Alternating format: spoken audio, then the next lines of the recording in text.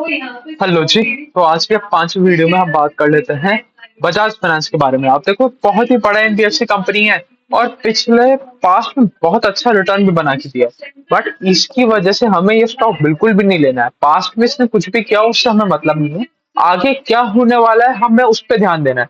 अब देखो, ये यहाँ पर बहुत सारे लोग डिफेंड करने आ जाएंगे कि भाई बजाज फाइनेंस पिछले अगर आप 15 साल की हिस्ट्री उठा के देखोगे तो एक बहुत बड़ा मल्टी बैगर स्टॉक रहा है, तो आगे भी मल्टी बैगर रिटर्न्स देगा। बट ये बिल्कुल सही बात नहीं है। आपको कंपनी की आज परफॉर्मेंस देखनी पड़ेगी और हिसाब लगाना पड़ेगा क्या आगे कंपनी के फ्यूचर प्रोस्पेक्ट्स हैं। आप पीछे देख के कभी भी शेयर मार्केट में रिटर्न नहीं बना सकते। ये चीज आपको समझनी पड़ेगी, क्योंकि अगर पीछे देख के रिटर्न बन रहे होते हैं तो फिर दुनिया में सबसे आसान काम होता है शेयर मार्केट में रिटर्न बनाना। जो स्टॉक ने सबसे ज्यादा पिछले सालों में रिटर्न बनाया उसको उठा के खरीद लो और आपका काम हो गया।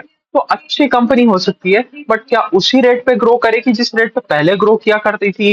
जो 20 गुना 30 गुना पैसा हुआ है, क्या उतना ही होगा अगले 10 साल में या 7 साल में? ये हम बिल्कुल भी नहीं कह सकते। इसके लिए हमें इनका Q1 का रिजल्ट एनालिसिस करना पड़ेगा और देखना पड़ेगा कि कंपनी का पेस ऑफ ग्रोथ कहाँ जा रहा है, किस तरफ जा रहा है, बढ़ रहा है, घट रहा है, स्टेबल रह रहा है, क्या रह रहा है, उसके बारे में भी देखना पड़ेगा। मैनेजमेंट क्या गाइडेंस देता है, बिजनेस के क्या नए प्रोस्पेक्ट्स आ रहे हैं, वो सारी चीजें हमें देख के समझ के फिर आगे अपना इन्वेस्टमेंट डिसीजन क्रिएट करना पड़ेगा। अगर हम मार्केट कैप की बात करें तो मार्केट कैप में हमें पता चलेगा 4,16,000 करोड़ रुपीस के आसपास का इनका मार्केट कैप है। और चलो, Q1 का रिजल्ट देखने से पहले एक और चीज देख लेते हैं कि इनके कुछ टाइम पहले आरबीआई ने सैंक्शंस लगाए थे कि आप अपने कुछ कुछ ट्रांजैक्शन नहीं कर सकते, जैसे ई कॉमर्स ट्रांजैक्शन और इंस्टा ईएमआई कार्ड्स वाले सैंक्शन जो थे वो सैंक्शन लगा दिया था उनके ऊपर, तो वो वाले आप ट्रांजैक्शन नहीं कर सकते थे। और अब आरबीआई ने, मतलब वो कुछ उनका टेक्निकल इशू था कि भाई आप अपना टेक बेटर करो और इसको ढंग से इम्प्लीमेंटेशन में लेके आओ, और वो सारी चीजें इन्होंने कर ली। तो अब ये सारा का सारा आरबीआई ने वो अपना सैंक्शन हटा दिया, तो अब ये सारा का सारी चीजें नॉर्मलाइज हो गई। तो जैसे पहले चल रहा था अब आगे भी वैसे ही चलेगा। ये बीच में ये थोड़ा सा टाइम ऐसा गया जहां पर ये वाली सर्विसेज इनकी बंद थी, इसकी वजह से भी हमें थोड़ा सा इफेक्ट देखने को मिलेगा। बाकी अब वापस सारी चीजें नॉर्मलाइज हो चुकी हैं। अगर मैं बात करूं इनके Q1 के रिजल्ट की, तो इनका एयूएम बढ़ा by 31% on a Y level और PAT went up by 14% on a Y level. तो अगर मैं एयूएम की बात करूं तो पहले जो कंपनी 36-37% से बढ़ा करती थी वो 31% पे आ गई है। थोड़ा सा ग्रोथ रेट कम हो गया। 31% बहुत अच्छा ग्रोथ रेट है, इस बारे में कोई भी डाउट नहीं है, 1% भी शंका नहीं है कि 31% कम ग्रोथ है। बट पहले जो कंपनी 36% से ग्रो करती थी अब वो 31% पे आ गई है। ये चीज समझना हमारे लिए बहुत ज्यादा जरूरी बन जाता है। और अगर मैं लोन बुक साइज की बात करूं, जो एयूएम साइज है इनका, तो लगभग लगभग 3,54,000 करोड़ के आसपास का इनका लोन बुक साइज हो गया है, जो एयूएम साइज हो गया है। और अगर हम बात करें कि पार्ट 14% से क्यों बढ़ा जबकि एयूएम ग्रोथ 31% आया, उसके बारे में हमें पता चलेगा कि इनका लास्ट क्वार्टर में एक टैक्स डिफरमेंट था करीबन 73-74 करोड़ रुपीस के आसपास का। तो उसके पेमेंट की वजह से यहाँ पर जो जो पैट है, पैट थोड़ा सा कम दिख रहा है। अगर उसको हम हटा भी दें तो भी 17-18% से ज्यादा का पैट का ग्रोथ नहीं है। मतलब एयूएम से ज्यादा पेस पे बढ़ा और पैट कम पेस पे बढ़ा, मतलब बीच में कुछ ना कुछ कट रहा है। वो हम आगे चल के देखेंगे क्या हुआ है चीजें। अगर हम बात करें अगर हम बात करें इनके डिस्बर्समेंट की, तो यहाँ पर फिर भी हमें प्रॉब्लम देखने को मिला कि डिस्बर्समेंट उतने पेस पे नहीं हुआ जितने पेस पे हमारा एयूएम ग्रो किया। Disbursement was only up by 10% on a Y level. ये है प्रॉब्लमैटिक सिनेरियो। हम हमने इतना सारा कंपनी देख लिया बट सब में जिसमें भी डिस्बर्समेंट रेट कम है और एयूएम ग्रोथ आ रहा है, वो अच्छी चीज नहीं है। क्योंकि देखो, एयूएम ग्रोथ तो ऐसे हो गया, आप समझो एयूएम का तो क्या हो गया, एसेट अंडर मैनेजमेंट हो गया। एसेट अंडर मैनेजमेंट से कैसे समझे हम, कि सपोज Q1 में, लास्ट ईयर Q1 में आपका 100 रुपए का एयूएम था और अब आपका 120 रुपए का एयूएम है, तो 20% का इंक्रीज आया आपके एयूएम में। बट आपने 20 रुपीज ऐड कर लिए थे Q2 में ही। मतलब बचे हुए जो आपने जो 3 क्वार्टर निकाले, 3 क्वार्टर में आपने कुछ भी नहीं किया। उस टाइम आपका डिस्बर्समेंट जीरो था, तो भी आपको एयूएम ग्रोथ तो वाई लेवल पे 20% का दिख जाएगा। तो इस तरीके से हमें समझ के चलना है कि अगर डिस्बर्समेंट ग्रोथ नहीं आएगा उसी पेस पे जिस पेस पे एयूएम ग्रोथ आ रहा है, तो नेक्स्ट ईयर हमें एयूएम ग्रोथ नहीं देखने को मिलेगा। That is the most important चीज, कि हमें समझना पड़ेगा कि डिस्बर्समेंट ग्रोथ रेट भी उतना ही जरूरी है जितना जरूरी हमारे लिए एयूएम ग्रोथ रेट है। तो अगर एयूएम 31% पे बढ़ रहा है और अगर कंपनी गाइडेंस दे रही है कि भाई 35-36% के आसपास बढ़ेंगे, ये बजाज फाइनेंस का गाइडेंस एग्जाम्पल लेके चल रहे हैं। बजाज फाइनेंस की गाइडेंस की भी हम बात करेंगे, आगे चल के करेंगे। बट अगर हम अभी एज्यूम करें कि सपोज बजाज फाइनेंस 35-36% के आसपास का गाइडेंस देती है, और अगर डिसबर्समेंट नंबर 10% ही आता है, तो ये प्रॉब्लमेटिक सिनेरियो है, क्योंकि अगले साल आपको 10% का डिसबर्समेंट करके 35% का एयूएम ग्रोथ देखने को नहीं मिलेगा। आपको अगर 35% का एयूएम ग्रोथ नेक्स्ट ईयर भी चाहिए, तो इस बार भी आपको डिसबर्समेंट 35% के आसपास ही करने पड़ेंगे। भाई मैनेजमेंट ने जरूर ये कहा कि भाई ये इलेक्शन सीजन था, कुछ हमारे सैंक्शन लगे हुए थे, कुछ हीट वेव था, इस वजह से भी थोड़ा सा कम आए डिस्बर्समेंट नंबर। बट 35 या मतलब अगर मैं इनके भी गाइडेंस की बात करूं तो 25 से 27%, तो 27% और 10% में बहुत बड़ा फर्क है। तो सीधा सीधा क्लियरली हमें पता चल रहा है कि पेस ऑफ ग्रोथ कम होता जा रहा है, कम होता जा रहा है। ऊपर से जो ये शहरों में कंज्यूमर ड्यूरेबल वाली डिमांड थी ना, ये भी कम है। तो अभी हम देखेंगे इनका भी कंज्यूमर ड्यूरेबल वाला बहुत तेजी से नहीं बढ़ रहा, बहुत तेजी से ये वाला सेगमेंट ग्रो नहीं कर रहा। इनके जो दूसरे सेगमेंट्स है वो ज्यादा तेजी से ग्रो कर रहे हैं। तो चलिए उनके बारे में बात आगे चल के करेंगे। अभी देख लेते हैं, अभी आगे हम चलते हैं, देखते हैं क्या हो रहा है कंपनी में। अगर हम बात करें तो इनकी एक सब्सिडरी है जिसको ये डीमर्ज करके लिस्ट भी कराना चाह रहे हैं, जिसका नाम है बजाज हाउसिंग फाइनेंस लिमिटेड। अगर मैं इनकी बात करूं, इसकी बात करूं बजाज हाउसिंग की, तो हाउसिंग का नंबर में मेरे को तो कुछ बहुत ज्यादा खास नहीं लगा। एबीएम ग्रोथ ग्रोथ आ रहा है, उसमें कोई दिक्कत वाली बात नहीं है। बट अगर हम आगे चल के थोड़ा देखेंगे तो हमें पता चलेगा नेट इंटरेस्ट इनकम नहीं बढ़ रहा। अगर आप धंधा कर रहे हो और आपका एबीएम बढ़ रहा है, अच्छा चलो नंबर से ही चलते हैं। अगर अगर हम देखें तो जो हाउसिंग फाइनेंस कंपनी है ना, ये वही अफोर्डेबल हाउसिंग, थोड़ा सा मिड प्रीमियम हाउसिंग, दोनों सेगमेंट को कैटर करने वाला है। एकदम अफोर्डेबल वाले को भी जाने वाला है और थोड़ा सा महंगे वाले को भी जाने वाला है। मतलब 5 से 15 लाख और 15 लाख से 25 lakh, 25 lakh would be the maximum ticket size. उससे ऊपर के भी कुछ लोन होंगे, बट मेजोरिटी ये 5 से 25 के बीच में रहेगा, और उसमें भी ज्यादा एलोकेशन रहेगा 5 से 15 के बीच में। अगर हम बात करें इनका एयूएम बड़ा 31% ऑन अ वाई लेवल, और इसका पूरा का पूरा लोन बुक पहुंच गया, इसका पूरा लोन बुक पहुंच गया करीबन 97,000 करोड़ रुपीस के आसपास का। तो बजाज फाइनेंस का होल कितना है, 3,54,000 करोड़ रुपीस के आसपास का लोन बुक है। और अकेले बजाज हाउसिंग फाइनेंस का कितना है, लगभग लगभग 1 लाख करोड़ रुपए के आसपास का है। मतलब 30% के आसपास का जो पूरा बजाज फाइनेंस का लोन आता है, वो आता है इनके हाउसिंग वाले डिवीजन में से। अब एक और चीज समझते हैं, जो इनका हाउसिंग वाला डिवीजन होता है उसपे इनको यील्ड कम बनता है एज कम्पेयर टू इनके बाकी सारे लोन्स। आप क्रेडिट कार्ड पे देखोगे, क्रेडिट कार्ड पे 16, 17, 18, 19% का भी रिटर्न बनता है। वहीं अगर आप कंज्यूमर ड्यूरेबल पे लोगे, आप ईएमआई कराओगे, तो भी 18%, 19% के आसपास का लोन का यील्ड बनता है। और वहीं आप हाउसिंग पे आ गए, हाउसिंग पे आपका भिड़ते ही आके यील्ड कम हो जाता है। हाउसिंग पे यील्ड आता है आपका 10, 11, 12% के आसपास का। तो पहले तो इनका क्या हो रहा था, पहले तो इतना बड़ा मार्केट अपॉर्चुनिटी है, इतना बड़ा मार्केट अपॉर्चुनिटी था, और इनको इनका बेस इतना छोटा था कि ये क्या करते थे, अपना बहुत ज्यादा चर्निंग करते रहते थे। मतलब कोई 10 साल का लोन नहीं दिया करते थे ये 6 महीने का लोन दे दिया, 3 महीने का लोन दे दिया, 1 साल का लोन दे दिया। तो इनका फटाफट फटाफट कैपिटल रोटेट होता रहता था, और हाई इंटरेस्ट लोन्स में ही लगा रहता था। बट अब जब इतना बड़ा बेस हो गया, तब इनको हाउसिंग लोन में घुसना पड़ा, और हाउसिंग लोन धीरे धीरे धीरे धीरे धीरे धीरे स्केल अप करके 30% of the total loan book हो गया। और हाउसिंग लोन होता है लंबे टेन्योर का लोन, 10 साल का लोन, 15 साल का लोन। हाउसिंग टेन्योर 3 महीने का लोन नहीं होता। हाउसिंग लोन 3 महीने का टेन्योर नहीं होता हाउसिंग लोन में। तो हाउसिंग लोन होता है लंबा, और उसका यील्ड होता है कम। तो अगर मैं हाउसिंग लोन की यील्ड की बात करूं तो 10, 11, 12% के आसपास का यील्ड है। वहीं आपको क्रेडिट कार्ड वगैरह में 16, 17% के आसपास का यील्ड मिल रहा था। तो 4, 5% से तो आपको यील्ड यहीं कम हो गया। तो ये इनके लिए प्रॉब्लमेटिक चीज है।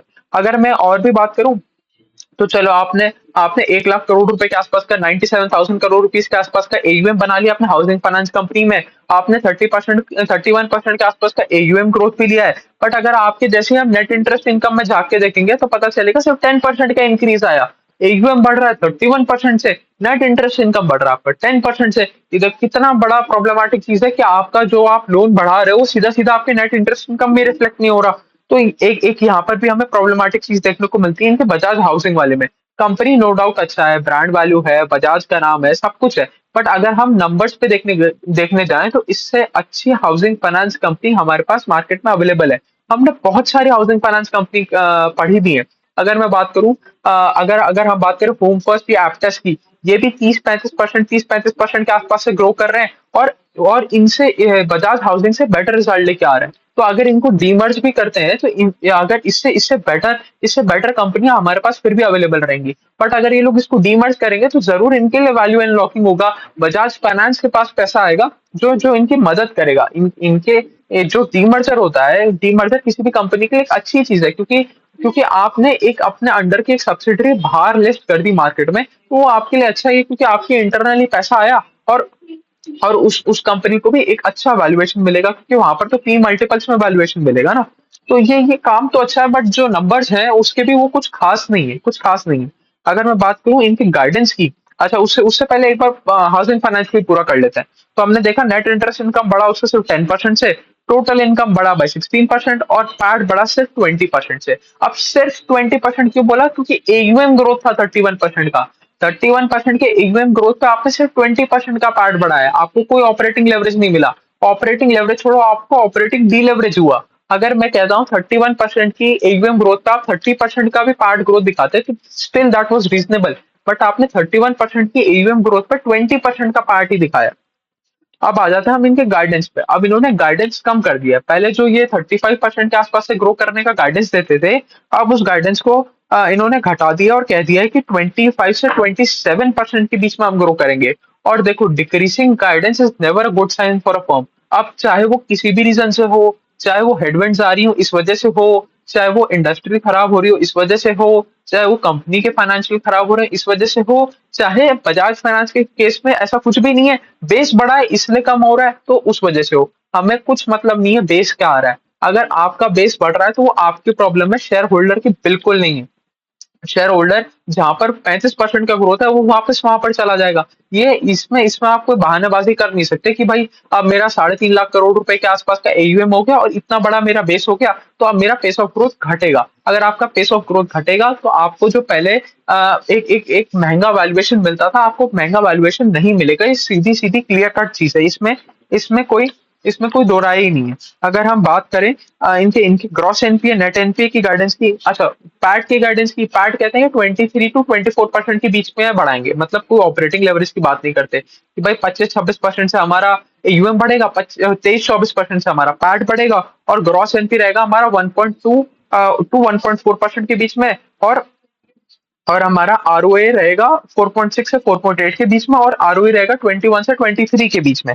अगर अभी हम बात करें तो इनका आरओए ऑलरेडी नीचे आते जा रहा है, ऑलरेडी नीचे आते जा रहा है, क्योंकि आपका नीचे बेस बढ़ता जा रहा है और इस रेट पे कमाई नहीं बढ़ रही है। अब अगर हम बात करें, देखो देखो आरओए का सिंपल सा फॉर्मूला निकाले, आरओए इंटू लेवरेज, और आरओए का अगर हम फॉर्मूला निकालें तो आरओए क्या है, देखो लेवरेज को एक बार कॉन्स्टेंट रखो, एक बार फिर ध्यान से समझते हैं इस चीज को।